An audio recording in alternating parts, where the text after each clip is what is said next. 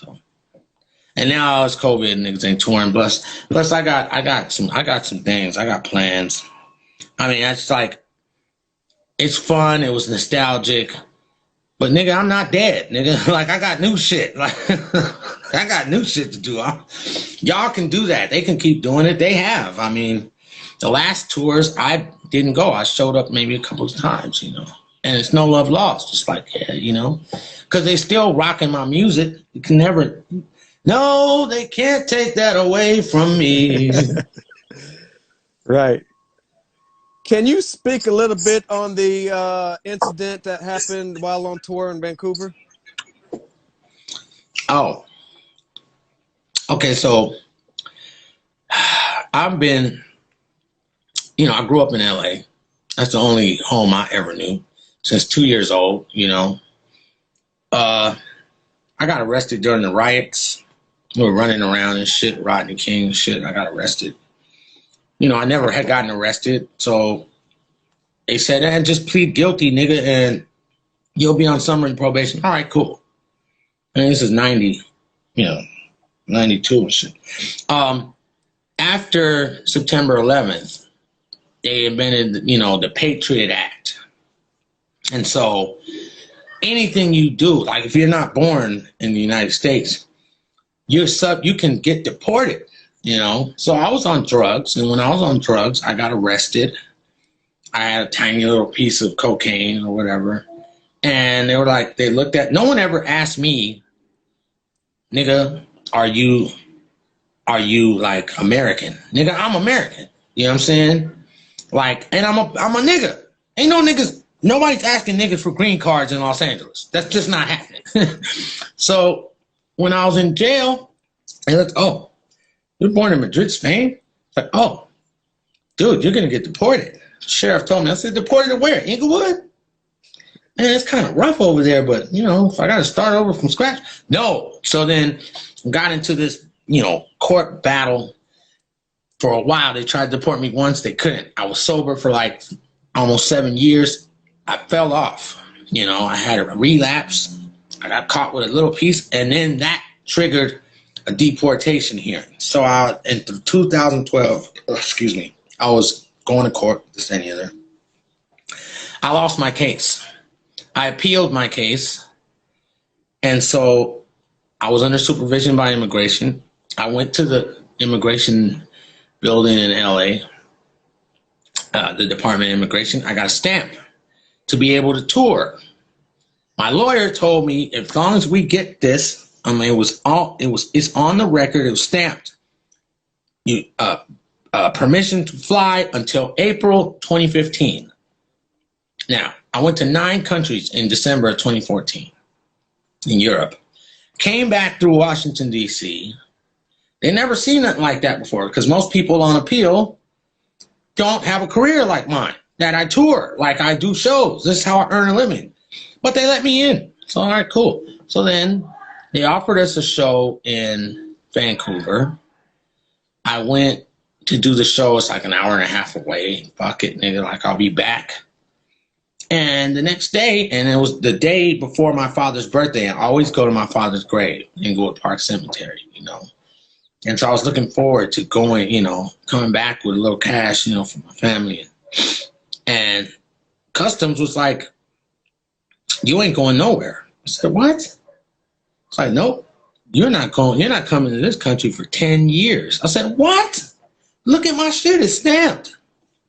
So anyway, so then I was fighting that shit. I was stuck in Canada for 6 years. I mean, 6 months. I'm sorry, 6 months. And finally, because I couldn't afford the legal fees. I would have had to file habeas corpus. I mean, it was just, you cannot imagine how traumatizing that, especially to my kids. So I just had to they deported me to Spain. I had to start living in Spain. Like the first time I went to Spain was 2013 on tour. And when I was on stage, I remember in 2014, because we finally went to Madrid. That's where I was born. And, you know, Pharcyde don't speak Spanish. So I was controlling the crowd, you know, like at the end I said, Le voy a decir un secreto. I'm gonna tell you a secret. Yo, Jay Swift, me, Jay Swift from the Pharcyde. Nací aquí en la madre patria in Madrid. I was born here in Madrid. You're like, ah! It was wild, nigga. I was doing like selfies and autographs for like almost an hour. Like, oh man, I was in college. I can't believe one of the Pharcyde is from Spain. Ah! Meanwhile, I do the service, man, because I love to make people enjoy themselves off my music. But truly, I was like, I want to get the fuck out of here. You know what I'm saying? Like, this is bullshit. But, you know, it is what it is, and I'm in a better place now. I am. I'm on the West Coast in an undisclosed location, but, you know, right. That part is over. That's all I can tell you. How hard was it to transition from that situation back to where you are now? Well, at first, when I first got there to Spain, it was like almost a month. I was like basically like in fetal position all the time. I was just depressed, crying. And one day I was like, God just spoke to me. It was like, finish your album. And I was like, yeah. So I started contacting the promoters and like Donovan and Barcelona and stuff. And he put me in contact with this company, this production. They own a record store, but then they wanted to invest in some hip hop, called Back in the Days. So they executive produced and funded the rest of my album. So then I just said, I'm just going to focus on that. Just going to work on that. I got the product done. Then I would tour with Pharcyde. They'd come from the States. I would fly from Madrid, wherever we started, if it was Germany or if it was England or wherever the fuck, or Singapore. And the roughest part was, you know, being on like video like this with my kids. Like my daughter was 6 when this all happened. She's 12. So I would go once a year. I would come out and then we'd meet like in Mexico or something like that, you know, and we'd spend like a week or something, like once a year, you know. And I got to this point last year, like with George Floyd and everything. That's when I met Carrie, my manager, and I was like, because I basically was just my own conversation with God. Like, I'm not suicidal, but I can't make it without my kids. I can't. And so a lot of good things happened along with making that song and having a new manager, a really great manager.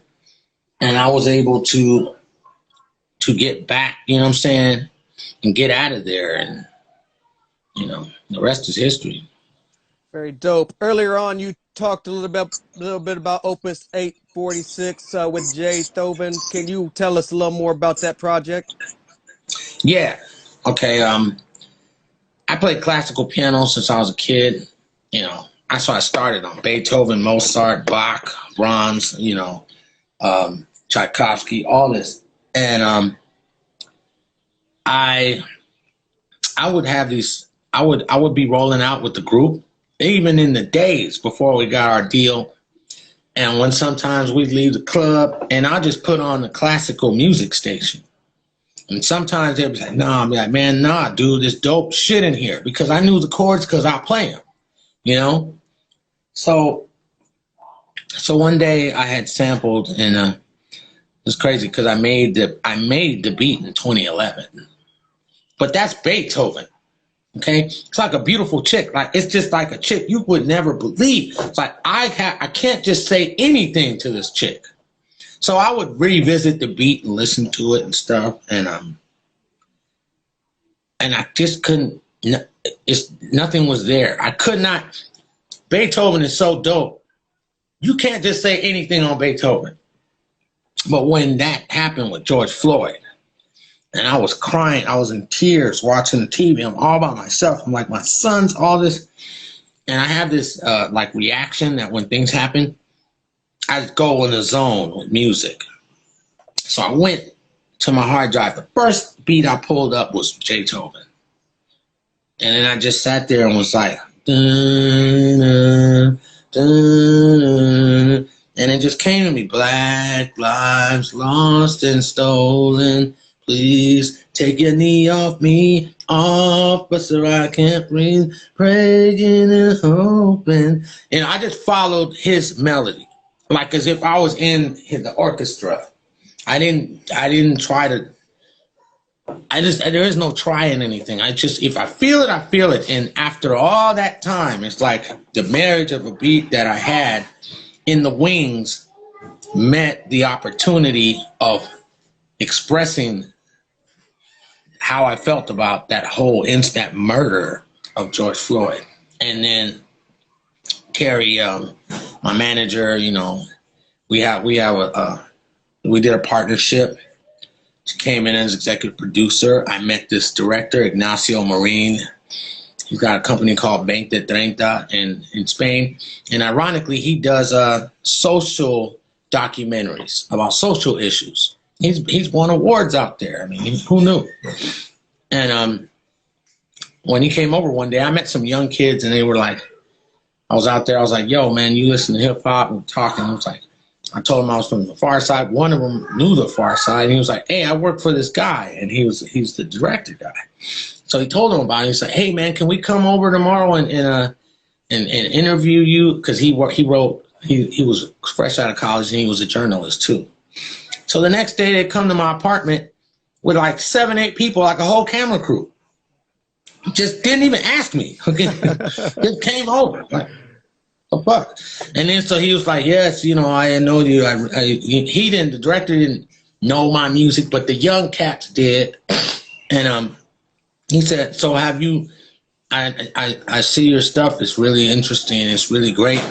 Are you working on anything new? I had just wrote the song the night before. So I sang that shit right there in front of him. And he was like, oh, let's do a documentary. And I was like, no, let's just start with this. I had enough of documentaries, okay? Not saying I won't do one, but I want to do this. This song has to get out. When I start something, I got to finish it. And it's great. I mean, you know, I love how it came out. I mean, I'm proud of it. It makes me, it moves me. It makes me sad. It makes me, it feels like I vented. I literally got that out of my system and just put it into the hip hop ether. Right. Now, is that just a single, or are we going to get a whole album with you and Beethoven? No, that's just a single, because the Beethoven, I produced it and I put. It's like I say, I create a space, like a alternate universe, if you will, like Beethoven, and I'm Jay Swift. Beethoven. Now, it's classic. The thing about it is, and this for all the cats who do beats out there, look, a thing called public domain, okay? That nigga shit, Beethoven, is 700 years old. So I ain't have to clear nothing, okay? So if we get into these run-ins with these sampling different, just go back a little bit, you know? And there's a lot of, you know, I call it classic hop, because it's classic and it's hip hop. But it remains to be seen. There are some different other things that I sampled classical that you in the future you may see. But like I said, and that's such a special song because it's the subject matter is so deeply rooted in sorrow and the struggle that we all are having as Black people and just people in general, because we couldn't have gotten this far if it was just Black people protesting. Black people have been protesting this for hundreds of years, but people finally realize. And so I'm careful with not wanting to commercialize or capitalize on what I did. It's produced by Beethoven, and you know, some people are like, well, I'm Jay Swift and it's Beethoven. So I paid homage to Beethoven and Jay Swift, but I performed it and it was cool. It's like people will be like, well, what is, you know, Oh, and if they figure it out, I'll just give them a little like Rubik's Cube type of thing with my hip hop. Like just turn it around a little. You'll find out. Right. Very Yeah. dope. Jay Swift, I want to thank you for everything you've done for the culture. Your story has been very inspirational. Can you tell us Thank what you're you. currently working on and what we can look forward to in the future? Yeah. My next album is the 40-year-old B-boy. You know what I'm Dope. saying? Yeah. Yeah, you know, it's really like taking it back to like the enjoying the innocence. Like y'all seen 40-year-old virgin. It's like, you know. So it's a concept record. I'm gonna have K-Net on it, you know, my boy LAJ, and I'm really back. I feel like I'm back to where I was when I was in the 90s. It's like I'm having fun. I'm not playing the piano because I have to. I play it because I can't live without it. You gotta understand, I was without a keyboard. I mean, I had a controller, but that's not a 88 keys, weighted keys. I was atrophy, you know. I was like, God, you let me get back. First thing I'm gonna do is jump in and, you know, and I'm comfortable in my b-boy skin. I got jokes, you know what I'm saying? Right. I guarantee you this shit is gonna be dope and it's hilarious. The cover speaks for itself, right? Absolutely. Super dope. Word. For any All right, long man. time, Pharcyde fans, are there any lost songs in the vault of that lo-fi era of your beat making that you got in the vault that you plan on releasing? Yeah, there is. And I mean, I'm gonna stay in touch with you. I got one that I'm finna release, and it's me and Trey and Lip, you know, and I Dope. just don't want to. I don't want to give it up out there because I got some major shit that I ain't released because we did a lot of stuff, and so I just been revisiting it lately. And right around June, I'm gonna have something for y'all. Very dope. For everybody who wants to keep up with Jay Swift, where can we find you at on social media? Any websites, any clothing lines? Where you got social media wise? All right. Well, I got Fat House Records, the YouTube channel. I got J Swift Pharcyde on Instagram. I got J Swift Borderless, which is tied in with the Beethoven thing.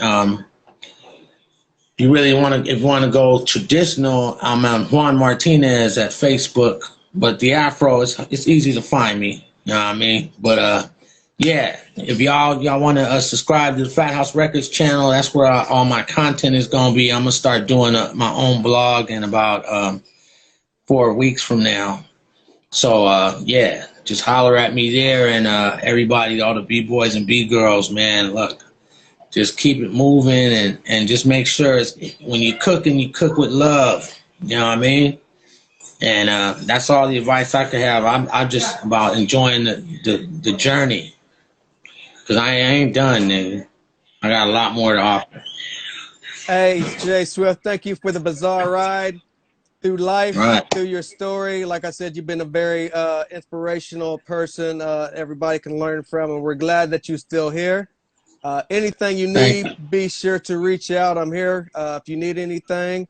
This has Word. been episode 132. I'm with the legendary Jay Swift from the Pharcyde. I'm the journalist Sin-seer, and we're out of here. Thank you so much, Jay Swift. All right, y'all. Peace. Peace, Peace. sincere. All Peace. right. Thank you so All much. right. Mm-hmm.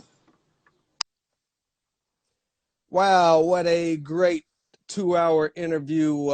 If you missed any part of it, this will be posted immediately to my Instagram page. Be sure to check it out. This has been episode 132. That was the legendary Jay Swift from the Pharcyde. I'm journalist Sin-seer.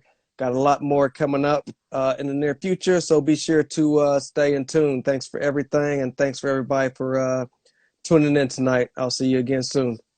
Peace.